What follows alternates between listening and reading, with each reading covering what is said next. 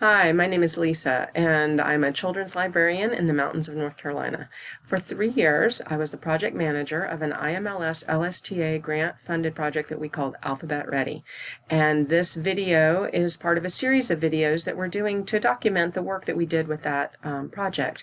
So if you're interested in that project, I'll link to it in the description of this video. But for the purposes of this video, I'm just going to be going over extension activities that you could use with a letter N story time. So as part of our grant, we created a kit around each letter of the alphabet, and a previous video, I talked about the books that we would have used in a letter N story time. So if you're interested in that, just check the previous video. But like I said, this video is going to be all about the extension activities that we would do between the books. The extension activities are just a way to continue having fun with the shape and sound of the focus letter of the day. And like I've mentioned in other videos, we know the brain science shows that it can take 200 to 400 repetitions for a new synapse to be created in the brain, unless it's done through play, and then it could take just 20 repetitions for a synapse to be created. So we're just trying to think of playful ways to continue the dialogue about the sound and shape of letter N through a story time. So in each kit, we have a list of ideas, and I'd be happy to send you this list if you want to email me. I'll put my email in the description of the video. But obviously the very first activity that we did was how we started our story time, and that also is in a previous video, by singing and creating a puzzle of in the shape of the letter N. So that's in a previous video. Then also, I often like to use the Jolly Phonics songs on the internet, and the one for H is just to the tune of Apples and Bananas. So you would get the kids up and hopping around, and you just sing, I like to hop, hop, hop, up and down. I like to hop, hop, hop, all around. I like to hop, hop, hop, up and down. So I would definitely have them hop in circles while you're singing Hop All Around, and you can sing that as many times as the children would enjoy doing so. Another extension activity for the letter N, is called 5 Little Nails. So you're going to hold up one hand and say, 5 little nails standing straight and steady. Here I come with my hammer ready. Bam, bam, bam, that nail goes down. Now there's just 4 nails left to pound. And you keep working through all of the fingers till you've got them all pounded down. And I will link to the complete poem below. Then another song that we like is done by Billy Jonas, and you can look at that YouTube video. And this is a wonderful opportunity to talk about some vocabulary. So I would tell the children this, I'd ask them, what is this? And let them guess what they think it is. It looks like a bush. But I'm going to tell them that for the purposes of this song, another word for bush is thicket. So they're going to be able to say, use that word thicket, and then see if they know this insect. And it is a cricket. And a cricket is a nocturnal animal, a nocturnal insect. And so this whole song is going to be about nocturnal animals that like to be active at night. And nocturnal and night both start with the sound of letter N. This is just a beautiful, beautiful song. I hope you'll listen to it on YouTube. But to give you an idea, you would sing, hey, hey, middle of the night. Hey, hey, everything's all right. Hey, hey, what's that sound? Nocturnal animals coming round. Over in the thicket, I hear the crickets. And then try to prompt the children to snap if they can, to make a kind of crickety sound. And we like to sing this song very quietly, like you might sing at night, so you don't want to wake other people up while the nocturnal animals are active. And you would repeat that. Hey, hey, middle of the night. Hey, hey, everything's all right. Hey, hey, what's that sound? Nocturnal animals coming round. And over by the lake, I heard the snake. Sss. And over by the thicket, I hear the crickets.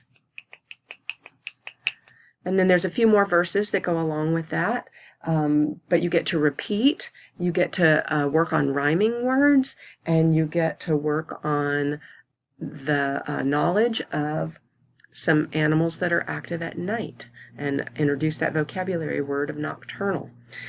So another activity that you could do is a number dance, and this first number dance is done by the Learning Groove, and I just kind of do it as a chant. So I have the children repeat after me. I'll say 1, 2, and they say 1, 2. Then shake your shoe. 3, 4, touch the floor.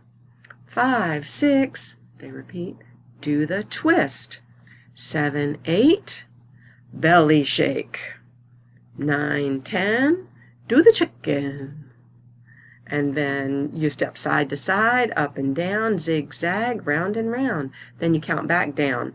So take a look at that on YouTube. I'll link to that in the notes below this video.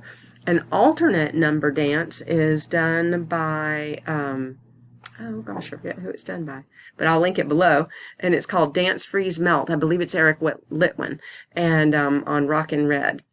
And I love this one because you could, they start off by saying dance 2, 3, 4, 5, 6, 7, 8, and freeze 2, 3, 4, 5, 6, 7, 8, and melt 2, 3, 4, 5, 6, 7, 8, and we would melt to the floor. And but what I like is you could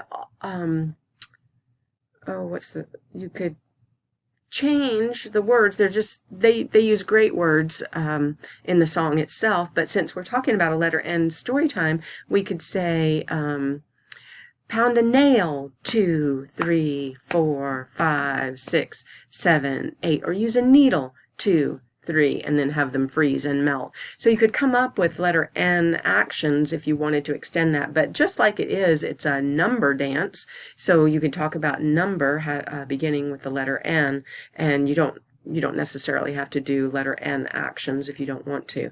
Another extension activity is one of the books that we suggest that could be used in a letter N story time is Something from Nothing with Phoebe Gilman. And this activity is a flannel that goes along with that. I'm going to move our letter N just a little bit.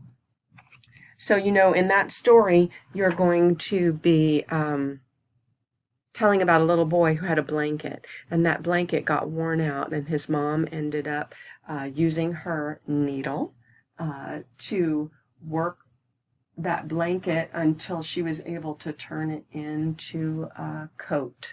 And then the story goes on until there's nothing left but a button, and even that button gets lost, and the only thing that's left is a story. So I love that book. Often we'll read the book, and then as we're reading the book, take the pictures off of the flannel to give them a visual. And then I love that what is her name? Saraj Goting at earlylit.net has a sheet that you can print out and give to the children to take this home and retell the story at home. And I've seen Saraj do this story, and she'll also print out some of the repetitive words, like the mom was going to throw it out. So you could print that out and have some words for the children to associate with the story as you're telling it. And then there was, one more thing. Well, actually, two more activities. One is a great activity to go along with fall is not easy. And I'm going to link to one of the videos that I really love about this, where you would probably just show the book and then tell the story, not try to do the book and the story together like I would have done with something from nothing. But on this one, the kid, you could prompt the kids, you know, this tree needs some help in getting the leaves on there. So I want to have some fall leaves on this tree, and I want you to think really hard about fall colors so we can get the leaves on this tree. Think really hard, and oh my, that tree's having a hard time with its fall colors. We got one of the fall colors, but it doesn't look quite right. I think we're going to have to try it again. Let's try to think really hard of some colors. Some different colors, because we need more than that one color, and have the children think really hard. And the tree tried so hard but didn't quite get it right.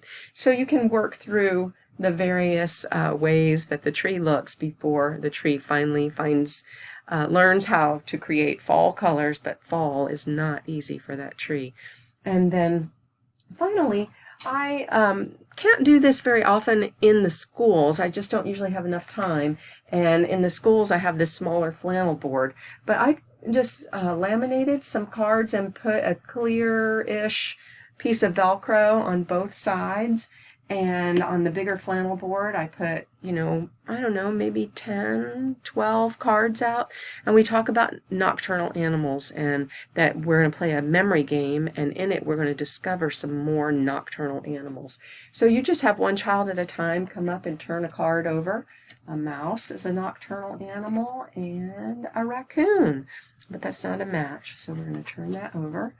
And, you know, depending on how many children you have, you can let that same child turn more cards over or have another child take a turn. And then I always tell the children that, you know, I try to give everybody a turn during story time, but after story time, you can play this game again at the flannel board.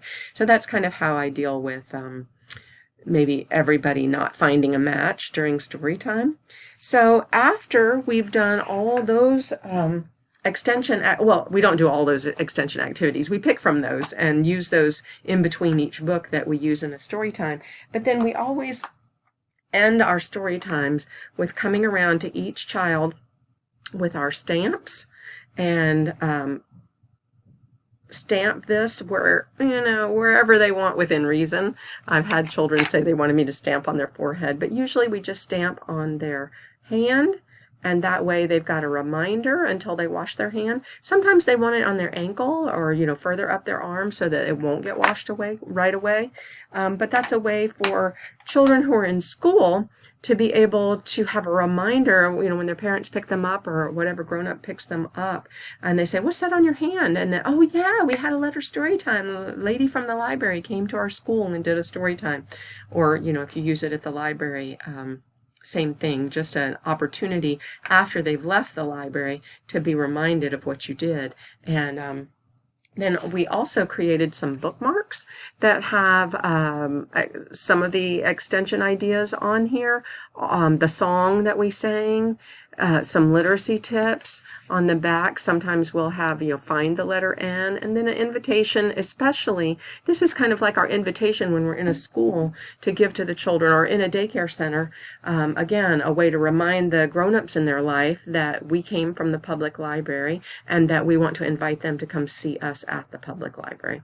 So that's all I have for extension activities. In our next video, I'm going to show you some of the components that we put into a letter N backpack that parents can check out and take home with them. And I hope you'll join me there. And that's all for now. So ta-ta for now.